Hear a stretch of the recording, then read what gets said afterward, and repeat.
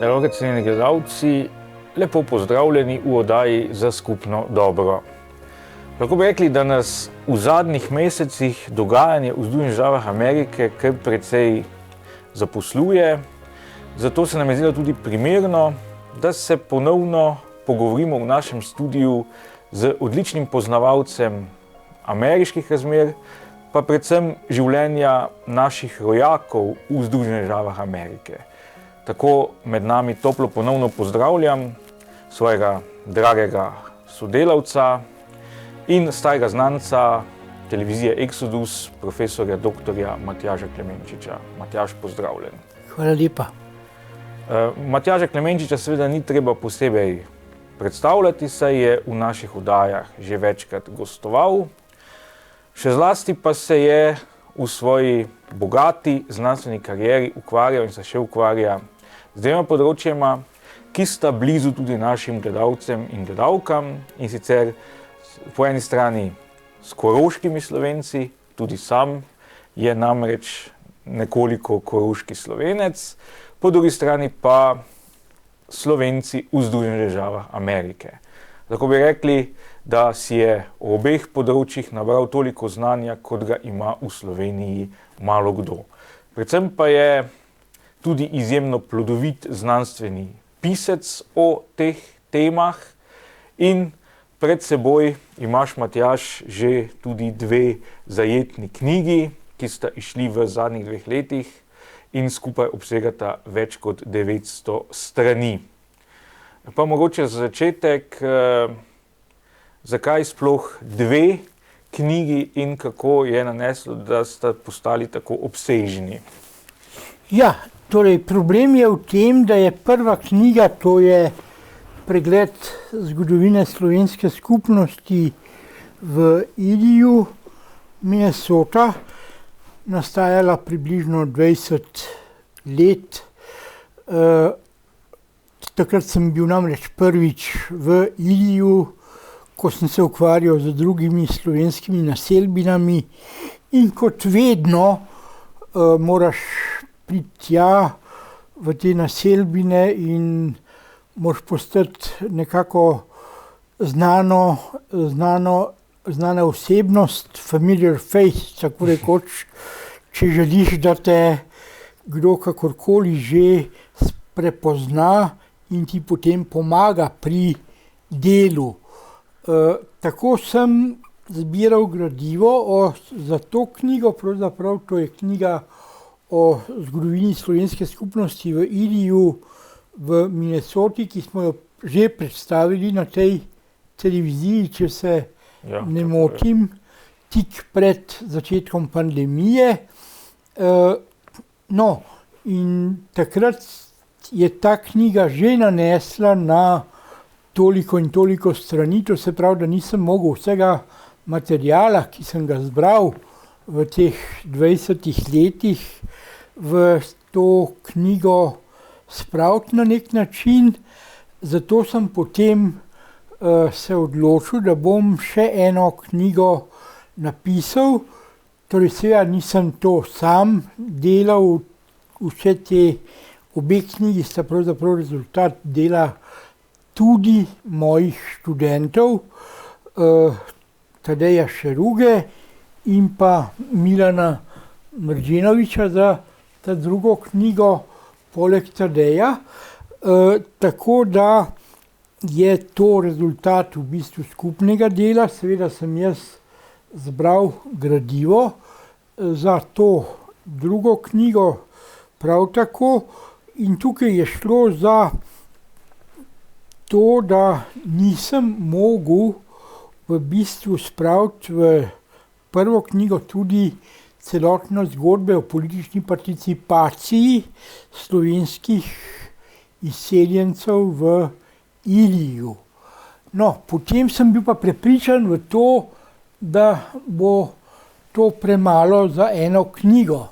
Se pravi, ko sem začel pisati skupaj z Tadejem Šerugom to knjigo, sem bil prepričan v to, da bom pač napisal 150 strani o Iliju samo, o politični participaciji Slovencev v Iliju, vendar je pa potem naneslo že samo o slovenski skupnosti v Iliju, o slovenskih županih v Iliju. Torej dejstvo je, da od začetka 20. stoletja pa do danes so Slovenci sedeli, so slovenski Američani sedeli na stolčkih županov približno polovico oziroma več let kot polovico. Med njimi je najbolj znan seveda Grahek, ki je bil župan kar 3-krat, in če seštejemo vsa leta, ko je županoval v Iliju, je bilo to približno 25 let.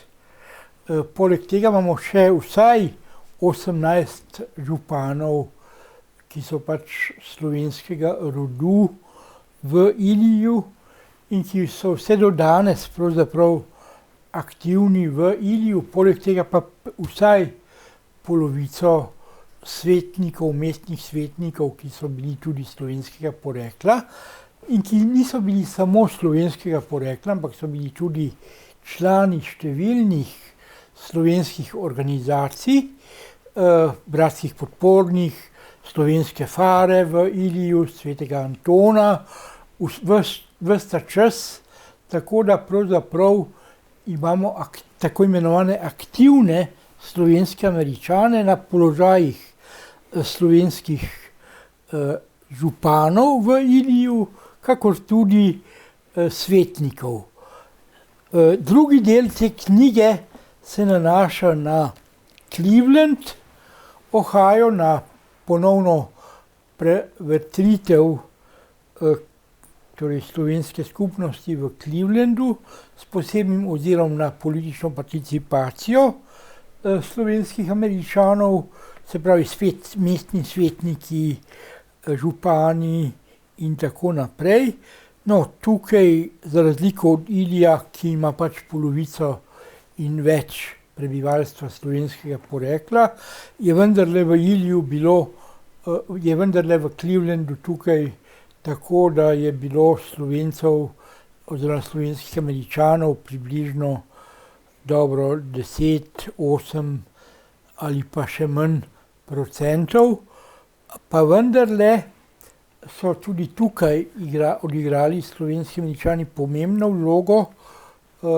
Torej, če naštejem nekaj jih, to je bil Frank Lavše, ki je bil pač prvi župan slovenskega porekla v Clevelandu, potem je bil pa še srbsko-slovenski župan Đorđe Vojnović.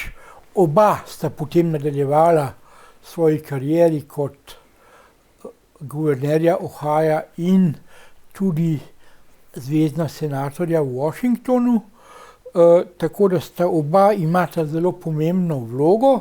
No, potem pa še, ker smo v Mariboru, je tukaj pomemben tudi mestni svetnik, ki je bil mestni svetnik v 21. stoletju, to je Joe Zimmerman, katerega mama je rojena Mariborčanka. Tako da tukaj gre kar za nekaj stvari, ki so pomembne pri tem, ne. Ja, gotovo o nekaterih od teh ljudi spregovorila tudi v nadaljevanju oddaje. Mogoče pa zdaj najprej eno vprašanje v zvezi s tvojima soavtorjema, torej omenil si študenta nekdanja Tadeja Šerugo in sedanjega doktorskega študenta Milana Mrđenovića, ki sta seveda oba študirala na Filozofski fakulteti Univerze v Mariboru na dodiplomskem študiju. Kakšen odnos imajo mlajši zgodovinarji in zgodovinarke do te problematike izseljenskih skupnosti v Združenih državah Amerike, pa tudi v ostalih delih sveta? Njihov odnos je seveda pozitiven, se sicer ne bi lotevali tega. Mislim, da sem jim ta pozitivni odnos v svoji univerzitetni karieri kar lepo privzgojil že na prvi stopnji, že potem še tudi na magistrskem stopnji študija. No, Dejstvo je, da je Milan Mrdenović tik pred zaključkom doktorata, vendar pa ne v Mariboru, ampak na ameriških študijah v Ljubljani, na Filozofski fakulteti v Ljubljani, kjer dela doktorsko disertacijo v zvezi, v kateri se ukvarja z odnosom ameriških Slovencev in kasneje slovenskih Američanov do vprašanj druge svetovne vojne, s posebnim ozirom na njihov odnos do Sovjetske zveze v tem obdobju.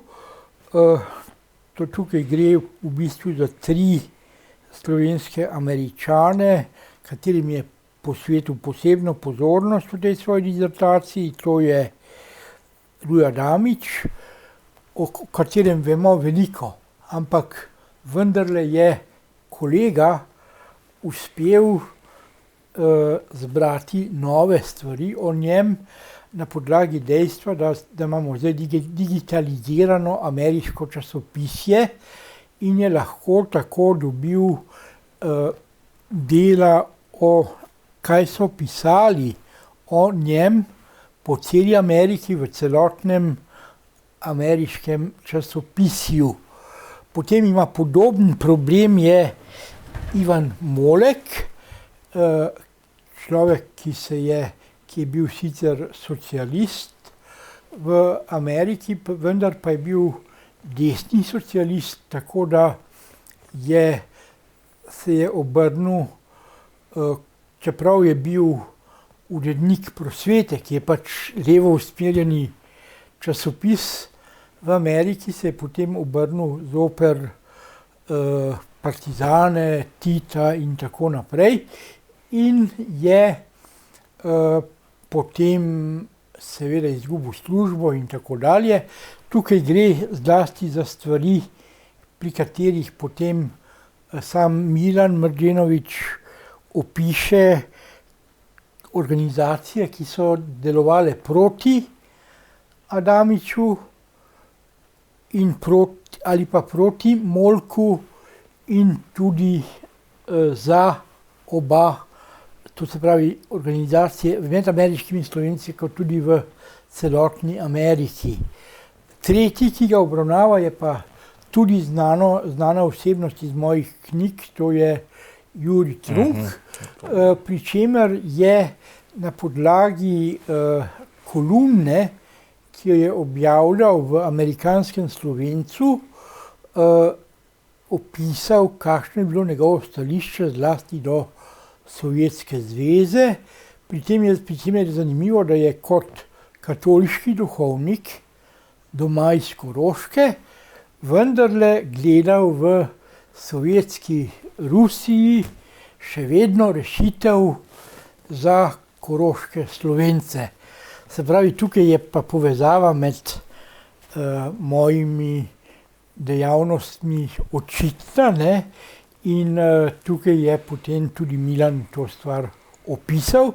No, Tadej je naredil magisterij, magistrsko nalogo iz Ilija na podlagi časopisja in je potem tudi nadaljeval za ta prvo in drugo knjigo v bistvu tudi z raziskovanji odnosa do okolja v Iliju in okolici. Namreč to je bil prvovrsten problem in vprašanje je bilo, ali se bo nadaljevalo rudarstvo v Iliju oziroma v njegovi okolici, ali pa bo to rudarstvo propadlo. No, na koncu je seveda to rudarstvo propadlo, vendar pa danes živijo ljudje tam od turizma predvsem. No, ko si že omenil Jurija Trunka, tudi Jurij Trunk bi si gotovo zaslužil posebno vdajo.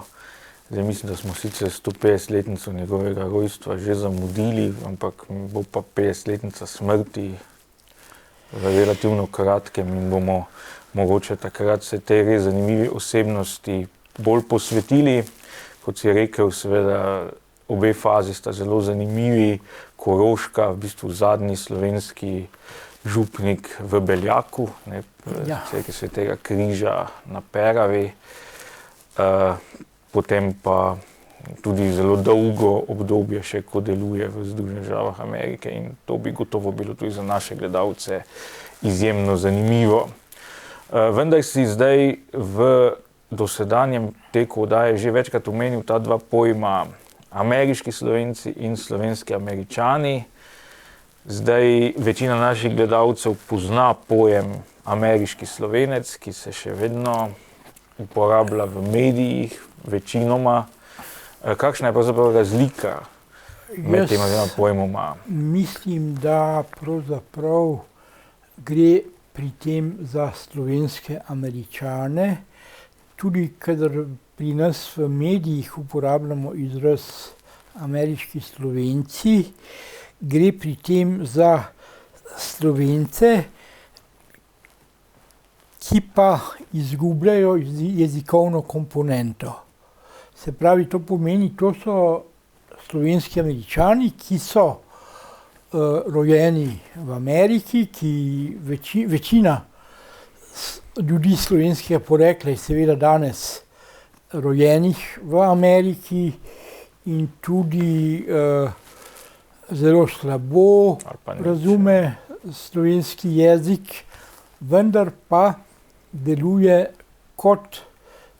kot slovenski Američani v slovenskih društvih in tudi so se izkazali, na primer, leta 1991, ko je šlo za priznanje Republike Slovenije kot samostojne države, tako da jih upravičeno imenujemo slovenski.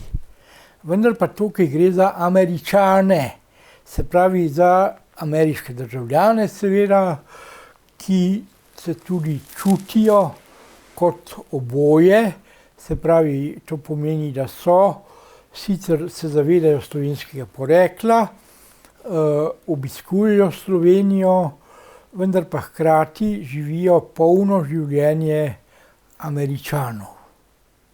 No, potem pa eno malce provokativno vprašanje, kaj pa je Melania Trump? Melania Trump je na vsak način ameriška Slovenka. Zakaj? Zaradi njene jezikovne komponente.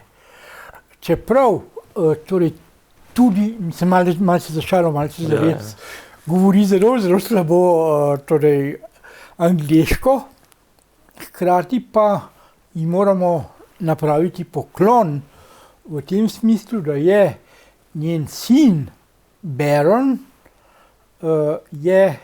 zna slovensko in to zelo dobro, tudi zahvaljujoč dejstvu, da sta njegova babica in dedek prišla potem, ko se je poročila s Trumpom, v Ameriko in je najprej živela seveda v New Yorku, v Trump Toweru, in potem spet v Beli hiši in danes pa na Floridi. Torej tudi Baron Trump v bistvu po tej definiciji je bolj ameriški Slovenec kot slovenski Američan. Tukaj je obe strani. Baron Trump bi bil lahko sicer ameriški Slovenec, vendar pa bo kaj kmalu postal, torej ko se bo ločil od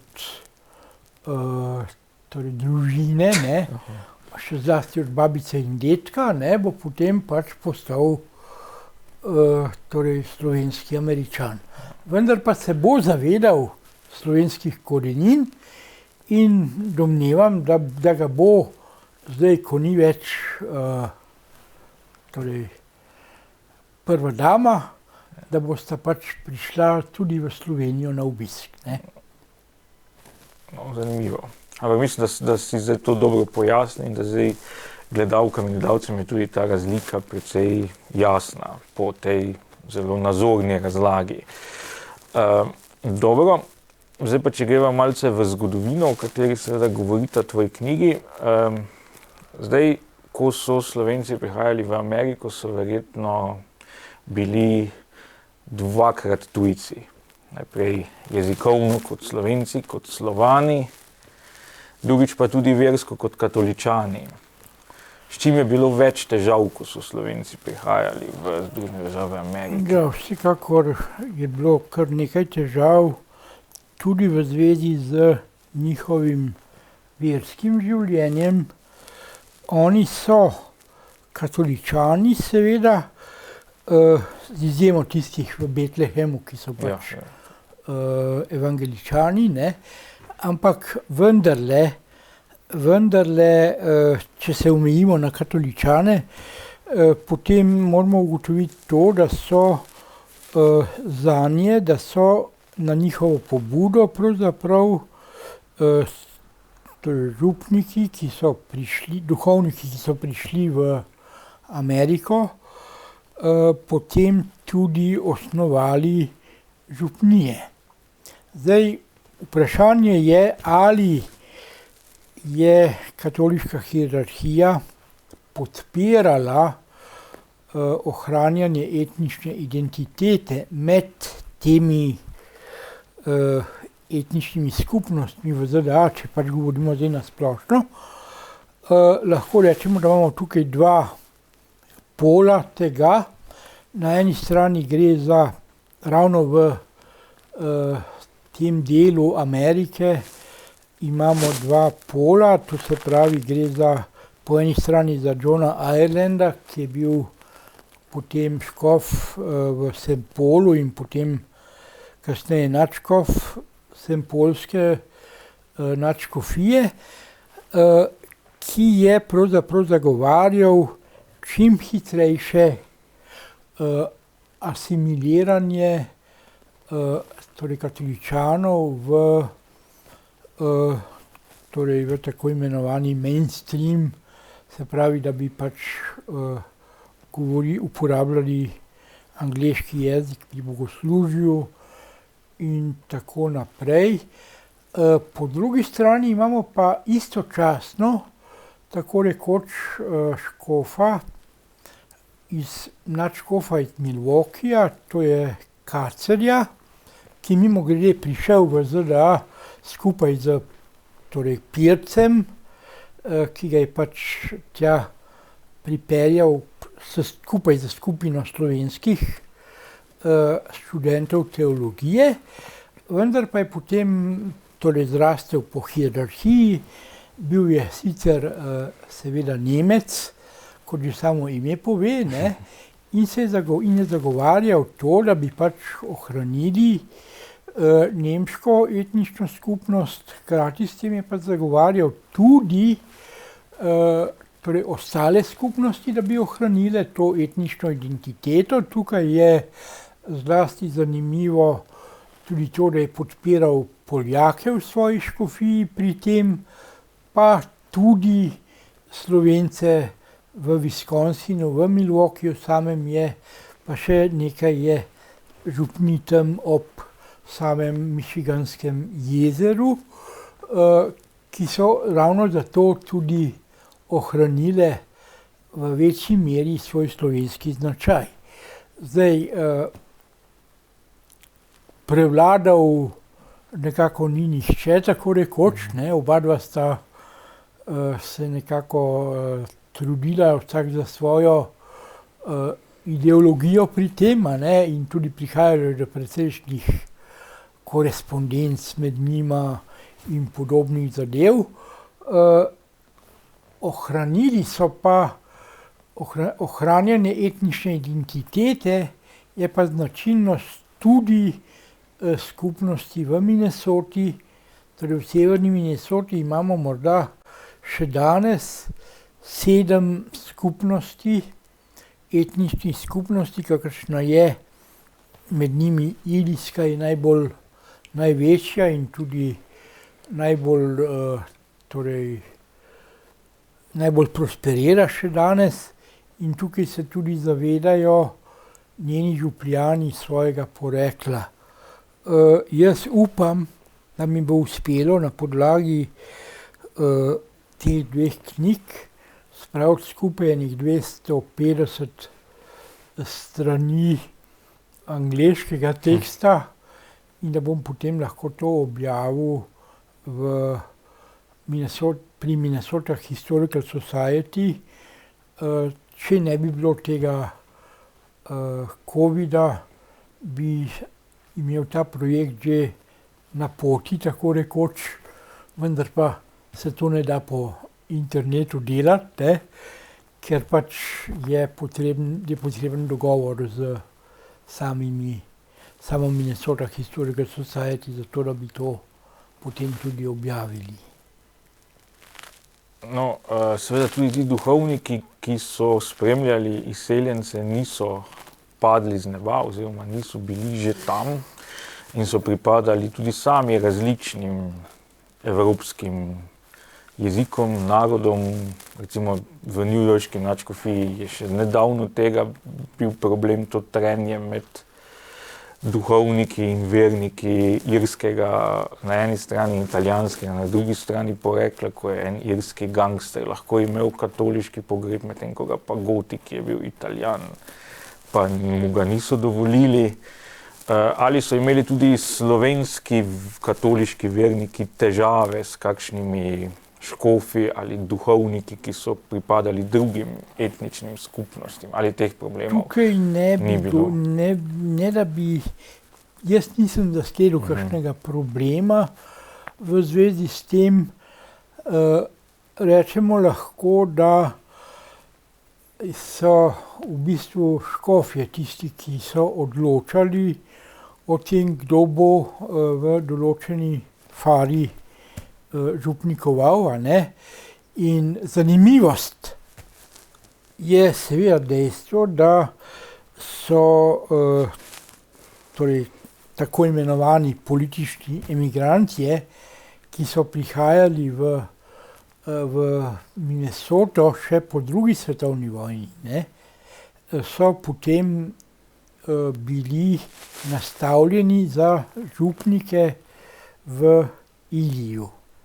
In še bolj zanimivo je to, da so ti župniki, Dolšina Šušteršič, na primer, sta bila v Iliju najdlje od vseh tistih župnikov, ki so delovali v Iliju potem po drugi svetovni vojni. Ni naključje to, po mojem mnenju, zato ker so sta pač bila zelo primerna za župljane slovenskega porekla. Tako da pravzaprav je tukaj stvar kar precej zanimiva tudi iz tega vidika in oba sta pravzaprav nadaljevala svoje kariere in jih potem tudi ali pa jih začela v drugih slovenskih župnijah oziroma župnijah, kjer so bili slovenski verniki v severni Minnesoti. Tako da tukaj lahko rečem, da je bilo razumevanje tudi škofov kar precejšnje za to, da so pravzaprav slovenski duhovniki bili primerni, pod narekovajem, pastirji tudi vernikom slovenskega porekla. V tej drugi knjigi obravnavaš predvsem dve skupnosti, in sicer ena je Ili, za katero mislim, da jo naši gledalke in gledalci manj poznajo, drugi je Cleveland. Cleveland je pa nekako pojem slovenske navzočnosti v Združenih državah Amerike. Govorilo se je v začetku 20. stoletja o tem, da je to pravzaprav največje slovensko mesto ali pa vse drugo največje mesto, takoj za Trstom. Kako je pa danes s slovensko navzočnostjo v Clevelandu oziroma kako je še živa? Ja, slovenska navzočnost je še vedno tam. Tudi imamo še vedno Slovence oziroma slovenske Američane, da sem bolj točen, v samem mestnem svetu. Cel kup je v samem Clevelandu slovenskih organizacij, kulturnih, bratsko-podpornih, slovenskih narodnih domov. Žal je spričo pomanjkanja duhovnikov prišlo v začetku 20. stoletja do leta 2010 pravzaprav do ukinjanja kar 4 originalno slovenskih župnij. To je bila poteza samega škofa Lenona, ki je tam deloval od začetka 21. stoletja in je moral v bistvu zaradi pomanjkanja duhovnikov, zaradi vseh težav, ki jih je pač doživljala katoliška cerkev, tudi v zvezi z škandali, ki so pač, ne bi šli v podrobnosti seveda, ne, ki so pač pretresali takrat katoliško cerkev, so potem morali v bistvu ukinjati župnije in med njimi na žalost kar 4 slovenske župnije v Ohiu. 2 sta še ostali in sta sedaj tudi močnejši, zaradi tega, ker so se pač priključili farani tema 2 župnijama. Danes to ni več problem, kajti z avtomobilom se da peljati pač pol ure, pa prideš iz enega konca Clevelanda na drugega, razen seveda v času tako imenovanega rush houra, to se pravi prevelikega prometa ob določenih urah, ampak vendarle je tukaj to dejstvo, da so se lahko priključili ti farani in danes v bistvu župnija Svetega Vida in Svete Marije delujeta precej dobro in tudi ohranjata slovenske običaje. Zdaj zanimivo je, da je škof same clevelandske škofije, gospod Malešič, ki je seveda slovenskega porekla.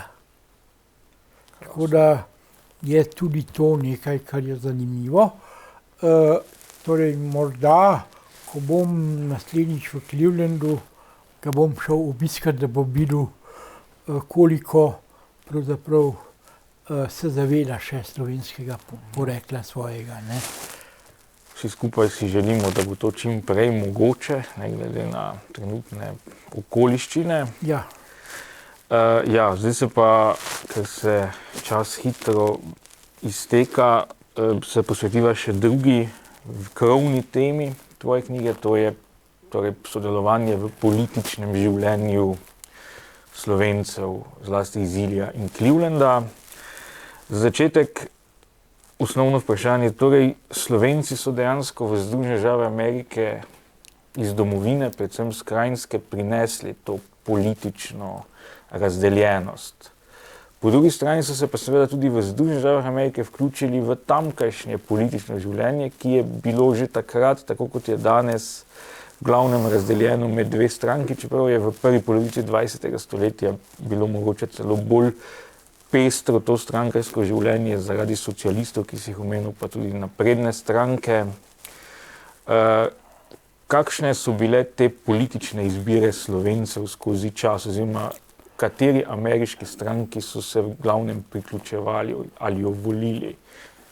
Skozi celotno 20. stoletje lahko trdimo, da je vsaj 95% slovensko-ameriškega volilnega telesa volilo za demokrate. Zlasti seveda po pojavu Roosevelta in njegovega New Deala in potem tudi to velja vse do današnjih dni. Potem se pa pojavijo tudi ob koncu 20. stoletja se pa pojavijo nekateri politiki slovenski, ki so pa republikanci. In zdaj tukaj torej je na primer Đorđe Vojnović je takšen primer, ne? In zato potem, to pa potem tudi privlači del slovensko-ameriškega volilnega telesa. V samem Iliju lahko rečemo, da je vse do leta 2010 ali pa 2008 je bilo volilno telo v bistvu demokratsko. Torej dejstvo je, da sta oba slovenska kongresnika iz Minnesote, to je Oberstar in Blatnik, zasedala položaje v ameriškem kongresu iz tako imenovanega 8. volilnega okrožja vse skozi od 1946 do leta 2010. 64 let. Potem se pa pojavi to tako imenovano gibanje Čajank in potem vse skupaj malo zmeša. Potem se pa pojavi tudi, kar se Ilija tiče, tudi Donald Trump. In del volilnega telesa morda preide tudi zaradi Melanije na Trumpovo stran. Zanimivo je, da je bilo približno polovica volilnega telesa v Iliju je bilo na republikanski strani na zadnjih volitvah, ne. Prej pa je bilo približno 70% demokratov.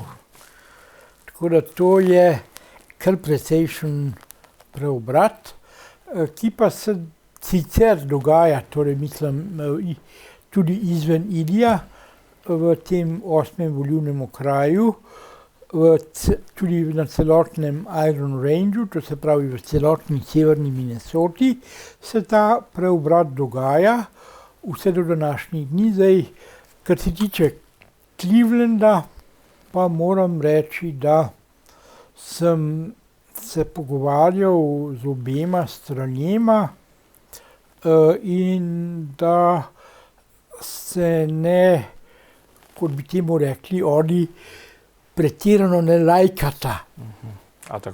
To se pravi, se ne prenašata med seboj preveč dobro, ampak vendarle je pa zanimivo, da pa historično gledano so pa v Iliju recimo lahko govorimo, in tukaj govorim v tej knjigi o tem, da je bila v samem mestnem svetu, recimo so imeli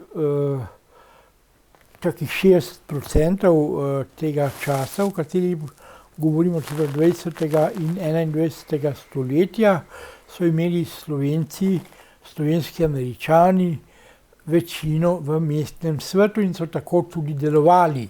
Torej je bilo najpomembnejše to, da so slovenskega porekla, ne pa... To, ali so bili demokrati ali republikanci, so delovali in so sodelovali v mestnem svetu tudi kot slovenski Američani, ne. No, verjetno se je celotno politično življenje v Združenih državah zelo polariziralo v zadnjih 15 letih. Seveda, ampak seveda še vedno pa imamo neke določene solidarnosti med obema poloma slovenske skupnosti, ne, kar je morda bolj prisotno kot doma v slovenski politiki, ne. No, se zdi s tem mogoče, da si gledalci in gledalke lažje predstavljajo, ne, da so pravzaprav katoličani nasplošno bili v glavnem volivci demokratske stranke v Združenih državah Amerike ali pa tudi liberalne stranke v Kanadi. Je ena izjava nekdanjega kardinala Alojzija Ambrožiča iz Toronta, ki je prišel kot povojni begunec v Kanado. In on je rekel o svojem očetu, da se je oče samemu sebi smejal, ker je bil v Sloveniji seveda aktivist Slovenske ljudske stranke, seveda katoliške stranke, v Kanadi je pa glasoval za liberalce. No in po drugi strani se je pa ravno med katoličani evropskega porekla je ta premik k republikancem bil zelo izrazit v zadnjih 20 letih, ne samo pri Slovencih. Ja, to je res. In tudi danes, kljub vsem problemom z Trumpom, je tudi sam škof Malešič, naprimer, pozival ljudi, da naj volijo po svoji vesti, ne glede na to, da sam Biden podpira pravico do splava. Torej, to v bistvu bilo Bidenu v prid, ta izjava, bi rekli. Ne. A ni bilo? Torej, mislim, dejansko je katoliški škof to izjavil, da pač lahko volijo po svoji vesti kljub temu. Lahko volijo Trumpa kljub temu, da je Biden katoličan? Ne, lahko volijo obratno, lahko volijo Bidena kljub temu, da zagovarja splav. To je to dejansko bilo Bidenu v prid. Tako je. No, vse to je tudi bila vedno ena posebna vdaja o političnih izbirah katoličanov v Združenih državah Amerike, ker imamo res en zanimiv fenomen, da so pravzaprav najliberalnejši politiki zgodovinsko velikokrat bili katoličani, recimo Ted Kennedy,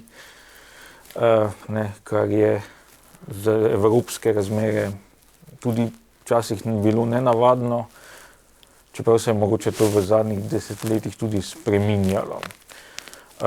No, žal se čas že skoraj povsem izteka, zato mogoče še zadnje vprašanje, pa če bi samo na hitro orisal dva človeka, ki zelo zavzemata velik del v tvoji knjigi, in zdaj sta to demokrat Frank Lovše in republikanec George Vojnović, njuni karieri, če lahko samo na hitro predstaviš. Ja, Lovše je bil v času druge svetovne vojne, je postal izvoljeni župan Clevelanda, prej je bil okrajni sodnik v Clevelandu in potem tudi sodnik tako imenovanega prizivnega sodišča, vendar je potem pač začel svojo kariero kot župan in potem končno je postal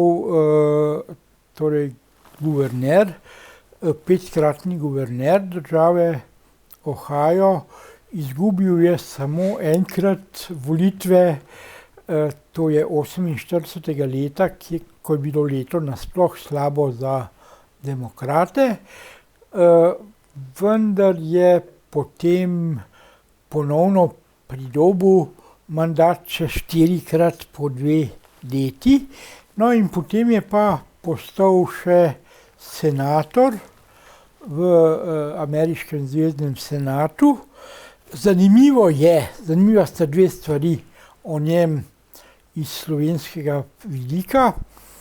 To je dejstvo, da so sprejeli zakon na njegovo pobudo o tem, da mora biti Voice of America tudi v slovenščini. In druga stvar, ki je pa tudi mene precej zanimala in tudi sva o tem potem pisala z mojim doktorskim študentom, nekdanjim, sedaj sodelavcem Inštituta za narodnostna vprašanja v Ljubljani, Danielem Grafenarjem, to je njegovo zanimanje, izrecno zanimanje za koroško vprašanje. Lovšetovo. V 70. letih 20. stoletja. No, medtem ko Vojnović je tudi isto kariero naredil nekoliko kasneje, pri njem je pa zanimivo, da je istočasno, ko se je zavzemal ko se je zavzel se je za slovensko neodvisnost leta 1991, no leta 1998 je pa potem obsodil bombardiranje Kosova. Torej, tukaj je seveda igrala vloga njegova komponenta po očetu, to se pravi po Srbu, ne. Tako da je tudi to zanimivost, torej, ki je pravzaprav kaže na dvojnost samega Vojnovića. Vojnović je bil sicer večkrat v Sloveniji na obisku in je tudi bil sprejet od najvišjih slovenskih organov in tako dalje in tako naprej.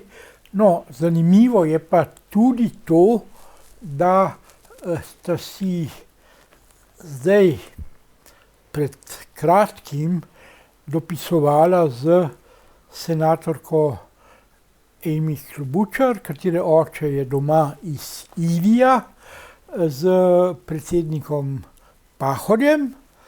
In še to je kot zanimivost, da je pravzaprav bilo pravkar v časopisih o tem, kako je svojemu očetu, ki je znani športni novinar, ki jo je pripeljal v Slovenijo in sta prekolesarjala Slovenijo, ko je bila Amy Klobučar 12-letna deklica.